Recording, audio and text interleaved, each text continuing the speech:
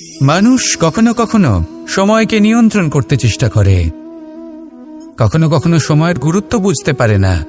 এটা ভাবে যে এই কিছু মুহূর্ত কেটে যাক, একে অতিবাহিত করি, তাহলে কি বা হবে, কয়েকটা মুহূর্ত মাত্র। কিন্তু তা নয়। আজকের একটা মুহূর্ত ভবিষ্যতের অনেক বড় পরিবর্তনের ভিত হতে পারে। আজকের একটা মুহূর্ত আপনার ভবিষ্যৎকে উজ্জ্বল করে তুলতে পারে। সেই জন্য ছোট ছোট মুহূর্তগুলিকে অদেখা করবেন না। সময়কে কাজে লাগান, পূর্ণরূপে কাজে লাগান। এবার যদি আপনি কাউকে সাহায্য করতে চান আর সেই কারণেই যদি থেমে থাকেন, তাহলে ঠিক আছে, কারণ আপনি কাউকে সাহায্য করে তার জীবনকে আরো ভালো করে তুলতে চাইছেন, আরো শ্রেষ্ঠ করতে চাইছেন। এই পুণ্য, এই কর্ম ফিরে আপনার কাছেই আসবে আর আপনার জীবনকে শুভ করে তুলবে। কিন্তু যদি আপনি আলস্যের কারণে থেমে থাকেন এবং কিছুই না করেন, সময় নষ্ট করেন, তাহলে কিন্তু একটাই ঘটনা ঘটবে, আপনার ভবিষ্যৎ বিপদগ্রস্ত হয়ে পড়বে, আর কিছুই নয়। সেই জন্য এটা বোঝা প্রয়োজন যে কখন থামতে হবে এবং কেন থামতে হবে।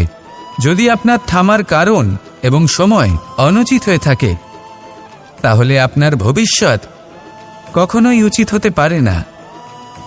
সেই জন্য সময়কে সম্মান করুন আর পূর্ণ ব্যবহার করতে শিখুন। আর আমার সাথে ভালোবেসে বলুন, রাধা রাধা।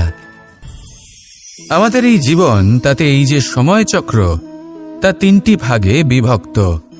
এক হলো অতীতকাল, ফেলে আসা অতীত, তারপরে আসে বর্তমান, এখনকার এই মুহূর্ত, আর তারপর আসে আগামীকাল অর্থাৎ ভবিষ্যৎ।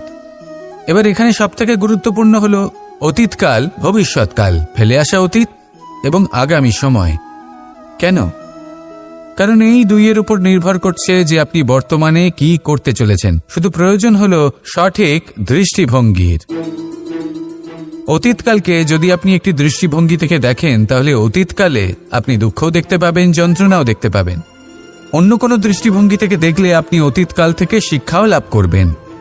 এবার এই শিক্ষা অনুসারেই বর্তমানে কর্ম করা উচিত। এবং যদি ভবিষ্যতের কথা বলি, তাহলে বলবো ভবিষ্যতের কথা ভেবে আপনি আজ অবশ্যই চিন্তিত হতে পারেন। অন্য একটি দৃষ্টিভঙ্গি থেকে দেখলে এই ভবিষ্যতেই আপনি একটি লক্ষ্য, একটি উদ্দেশ্য দেখতে পাবেন, যে আপনি কি করতে চান, কি লাভ করতে চান। এবার সেই অনুসারে বর্তমানে কর্ম করা উচিত, ভবিষ্যৎ এবং অতীতকাল অনুসারে। এভাবেই যদি জীবনে কর্ম করতে থাকেন, আপনার এই বর্তমানের দিনগুলো আপনি একটু নতুনভাবে বাঁচতে পারবেন।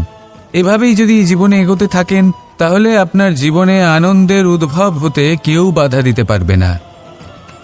আসুন আমার সাথে ভালোবেসে বলুন, রাধা রাধা।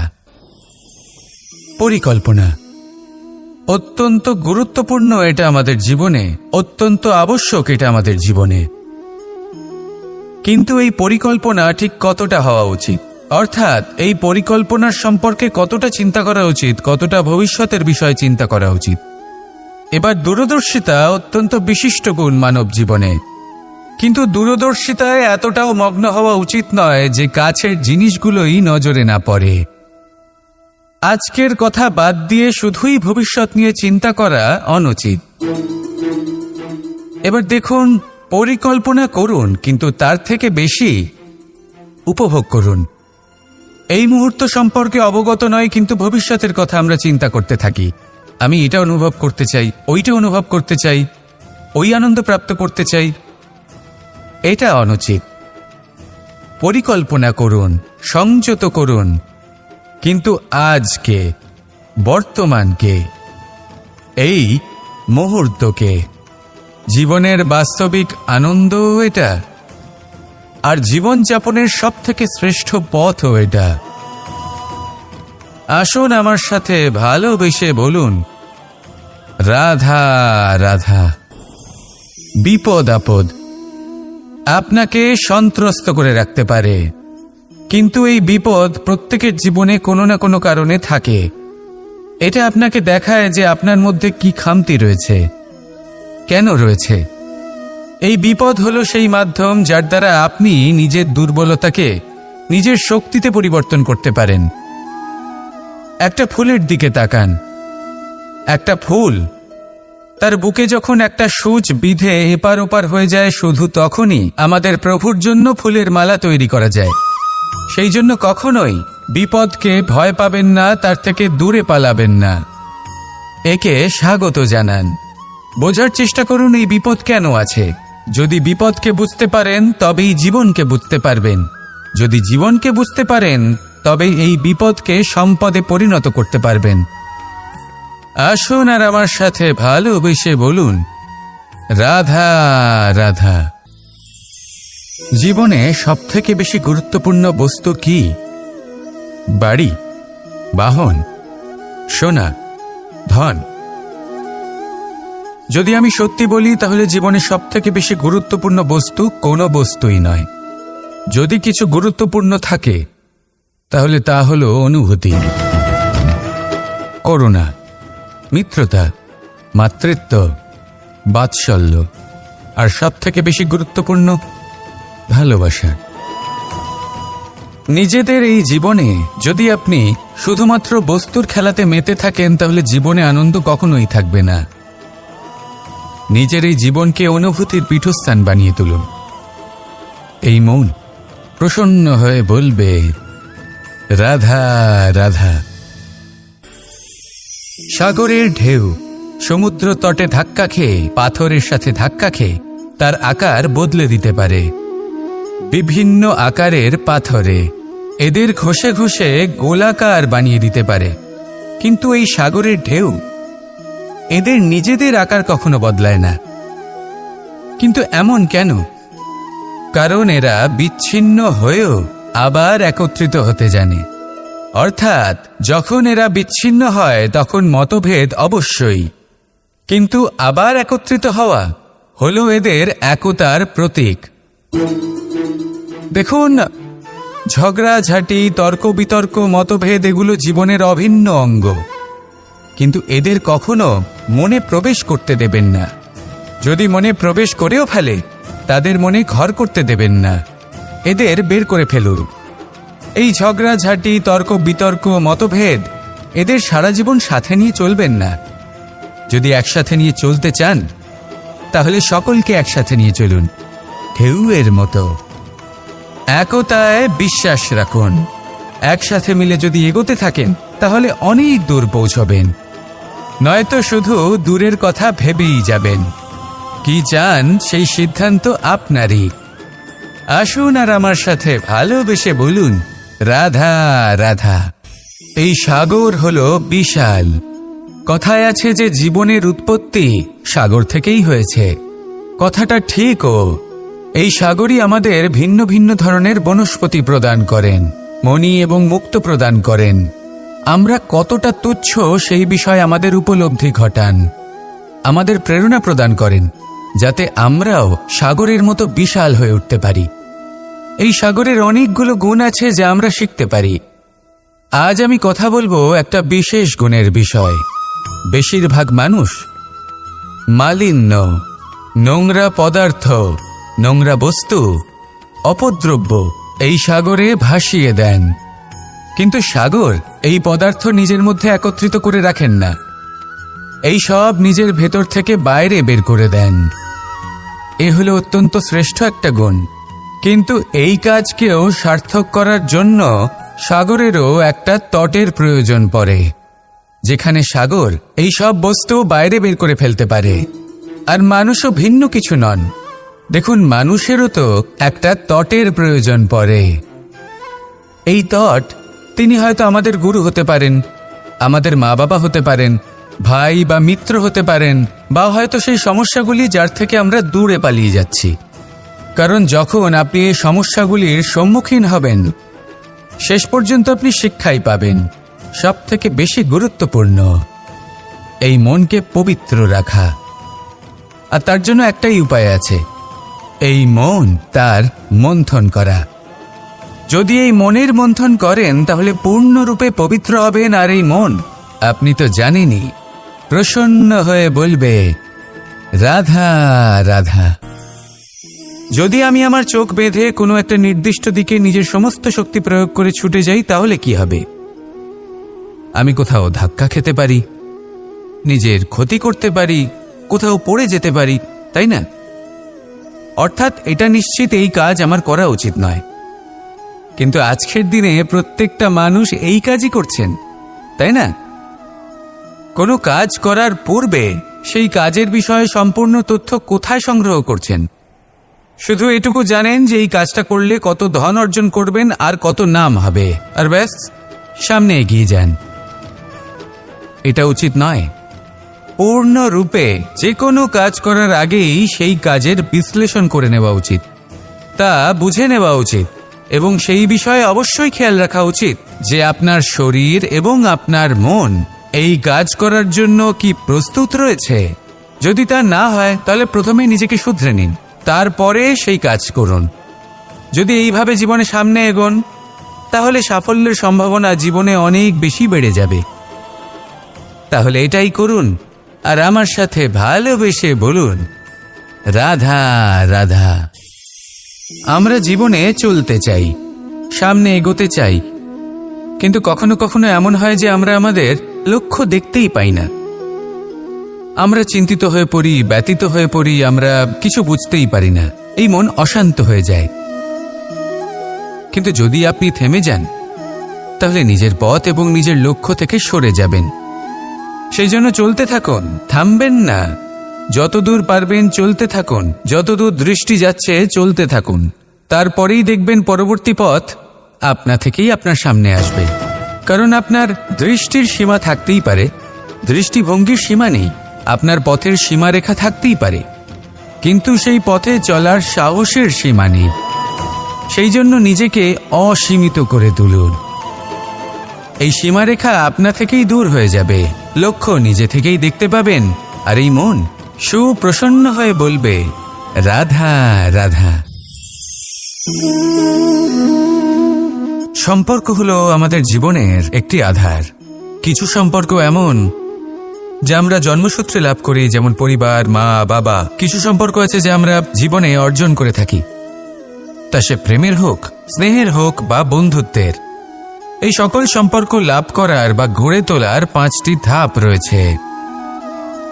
প্রথম ধাপ, কোনো ব্যক্তির সাথে আলাপ হওয়া, তার সাথে কথা বলা বা তাকে দেখা। দ্বিতীয় ধাপ, সে ব্যক্তিকে আমাদের ভালো লাগা। তৃতীয় ধাপ,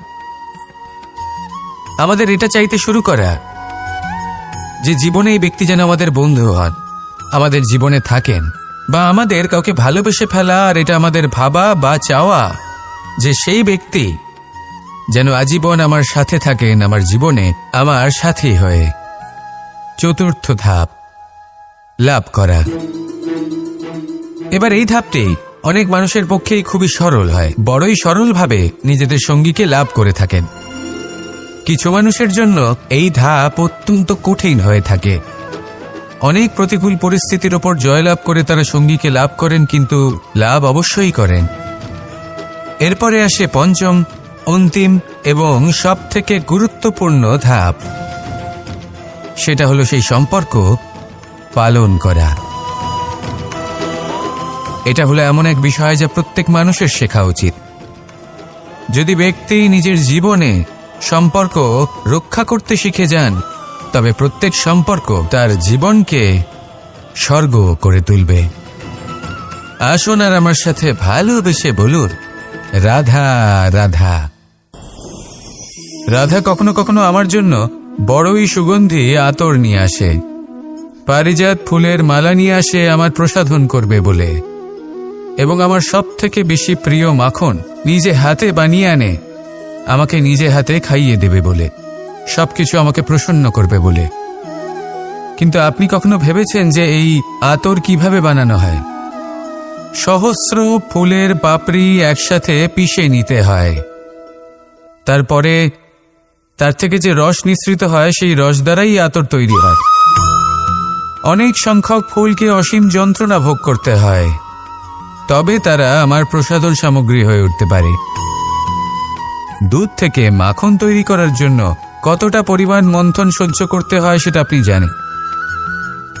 ঠিক সেই রকমই হলো আমাদের জীবনও। বিপদও আসে, কঠিন পরিস্থিতিও আসে। এর সম্মুখীন হতে শিখুন।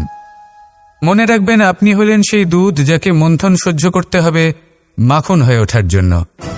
মনে রাখবেন, আপনি হলেন সেই ফুলের মতন যাদের পিষ্ট হতে হবে সুগন্ধি আতর হয়ে ওঠার জন্য, যাকে এই সংসার পছন্দ করে।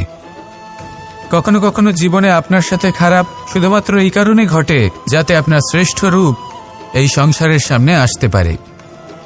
শুধুমাত্র কঠিন পরিস্থিতি এবং বিপদকে একটা সুযোগ হিসেবে দেখার চেষ্টা করুন। আপনার জন্য এই সংসার বদলে যাবে, সংসারকে দেখার দৃষ্টিভঙ্গি পাল্টে যাবে, আপনার ভাগ্য পাল্টে যাবে, আর এই মন প্রসন্ন হয়ে বলবে, রাধা রাধা। কি অমূল্য, কি সুন্দর এই রত্ন। এবার ভেবে দেখুন, যদি আমি এই রত্নকে ব্যবহার করি আখরোট ভাঙার জন্য, তাহলে কি হবে? বা ভেবে দেখুন, এই রত্ন নিয়ে আমি যদি বন্ধুদের সাথে খেলা করতে শুরু করে দিই, তাহলে কি হবে? আপনি তো হাসবেন আমার ওপর। আপনি বলবেন, এত অমূল্য একটা রত্ন, এর দ্বারা কত দুঃখ দূর করা সম্ভব। এই মূল্যবান রত্নের আমি অপব্যবহার করছি। একদম ঠিক বলেছেন, আমি মেনে নিচ্ছি। মূল্যবান বস্তুর অপব্যবহার করা অনুচিত, কিন্তু আপনিও তো তাই করছেন, তাই না? ভেবে দেখুন, মানুষ এই সংসারের সর্বশ্রেষ্ঠ প্রাণী, আর মানুষের এই শরীর সব থেকে মূল্যবান রত্ন। এবার এর সাথে আপনি কি করছেন? অপব্যবহার করছেন না, নিজের স্বাস্থ্যের যত্ন নিচ্ছেন না, আপনি অনুচিত পথে চলছেন শুধুমাত্র ধন অর্জন করার জন্য, পাপ কাজ করছেন। কি না করছেন? এটা অপব্যবহার নয়? ভেবে দেখুন, আমরা এই মানব শরীরের সাথে কি করতে পারি। যদি এর আমরা সদ্ব্যবহার করি, তাহলে অনন্ত পুণ্য অর্জন করতে পারি, যার দ্বারা শুধুই নিজেকে নয়, বরং আমাদের আশেপাশের সকলকে সন্তোষ প্রদান করতে পারি। তাই সংকল্প নিন, এটাই যে মানব শরীরের আমি সদ্ব্যবহার করব, পুণ্যের পথে চলব, সকলের মঙ্গলের জন্য, সকলের প্রসন্নতার জন্য। এই কর্ম করুন, এই পথে চলতে থাকুন। এই মন সন্তোষ বোধের সাথে বলবে, রাধা রাধা।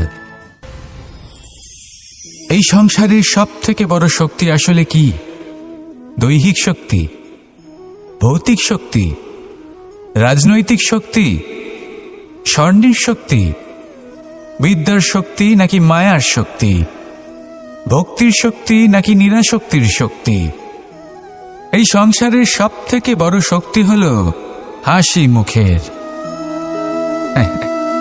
যদি আপনি এবং আমি এমন কোনো সময় হাসতে পারি যেখানে মুখে হাসি আসা প্রায় অসম্ভব, তাহলে বিশ্বাস করুন, এই সংসারে কেউ আপনাকে ভাঙতে পারবে না। এটা কিছুটা সেই রেশমের কীটের মতো, যে চারিদিক থেকে নিজেকে ঢেকে রাখে একটা খোলসের মধ্যে থাকে, কিন্তু জীবিত থাকে। এই হাসি মুখ, এটা শুধুমাত্র একটা আবেগ নয়, এটা সংসারের যে কোনো অভাব দূর করে।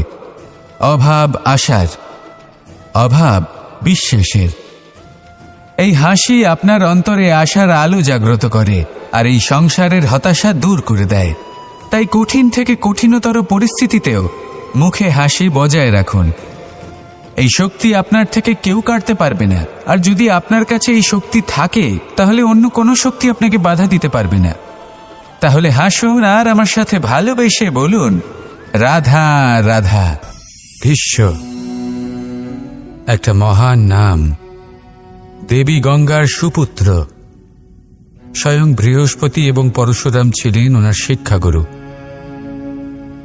অত্যন্ত মহান যোদ্ধা ছিলেন, কিন্তু এই মহান যোদ্ধা, ইনি ইতিহাসে আজ পর্যন্ত সেই সম্মান পেলেন না যার উনি যোগ্য ছিলেন। কারণ নির্বাচন। রাজসিংহাসনের সেবা করার প্রতিজ্ঞা নিয়েছিলেন উনি। এবার রাজসিংহাসনে যেই বসুক না কেন, তার সেবা করা, তার প্রত্যেক আদেশ পালন করা, এটাই ছিল ওনার প্রতিজ্ঞা। তা সেই ব্যক্তি উচিত হোক বা অনুচিত, সে উচিত পথে চলুক বা অনুচিত পথে চলুক, সুপাত্র হোক বা কুপাত্র, উনি তার সেবা করতে থাকলেন, তার প্রত্যেক আদেশ পালন করতে থাকলেন, নিজের প্রতিজ্ঞা পালন করতে থাকলেন। ধৃতরাষ্ট্র নেত্রহীন অবশ্যই ছিলেন, কিন্তু এতটাও নেত্রহীন ছিলেন না যে উনি প্রজাদের চোখের জল, ধর্ম অধর্ম দেখতে পাবেন না। উনি সব বুঝতে পারতেন। আর এদিকে ভীষ্ম নিজে প্রতিজ্ঞাবদ্ধ হয়েছিলেন। দুর্যোধন অনুচিত পথে চালিত হচ্ছিল, তাও উনি তাকে সঙ্গ দিতে থাকলেন। আর পরিণামস্বরূপ আজ পর্যন্ত ইতিহাসে উনি সেই স্থান পেলেন না, সেই সম্মান পেলেন না যার যোগ্য উনি ছিলেন। যদি আপনি কোনো প্রতিজ্ঞা করে থাকেন, তা সে যতই কোনো উচিত কারণের জন্য হোক না কেন, যদি আস্তে আস্তে সময়ের সাথে সেই প্রতিজ্ঞা আপনাকে অনুচিত পথে চালিত করে অধর্মের পথে নিয়ে যায়, পাপের পথে নিয়ে যায়, তাহলে সেই প্রতিজ্ঞা ভঙ্গ করা অত্যন্ত আবশ্যক। সময় অনুসারে নিজেকে বদলানো আবশ্যক, নয়তো এই প্রতিজ্ঞা আপনাকে দিয়ে পাপ কর্ম করাবে, কুকর্ম করাবে, আর আপনার বিনাশের কারণ হবে। আসুন আমার সাথে ভালোবেসে বলুন, রাধা রাধা।